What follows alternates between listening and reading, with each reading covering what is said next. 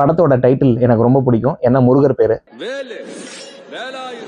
என்ன பெரிய Vikram title reveal video, Velayudham title reveal video பார்த்துருக்கீங்களா? கிட்டத்தட்ட ஒரு நாடகம் லெவல்ல ஒரு கேமரா கிளாரிட்டியோட ஒரு வீடியோ வரும். அந்த வேலா வேலா வேலா வேலாயுதம் அப்படின்னு ஒரு வீடியோ. ஓஹோ, அண்ணா அடுத்த ஒரு மொரட்டு ஃபிளாப்புக்கு ரெடி ஆயிட்டாரு போல அப்படின்னு வெயிட் பண்ணிக்கிட்டு இருந்தோம். தமிழ் சினிமா டிஸ்ட்ரிபியூஷன் வரலாற்றுலேயே ஒரு படம் தீபாவளிக்கு ரிலீஸ் ஆகுது, ஆனால் ஆகஸ்ட்ல இருந்தே தியேட்டர்ஸ் எல்லாம் பிளாக்டு அப்படின்னா அது 2011 தீபாவளிக்கு வந்த 7ஆம் அறிவு படம் தான்.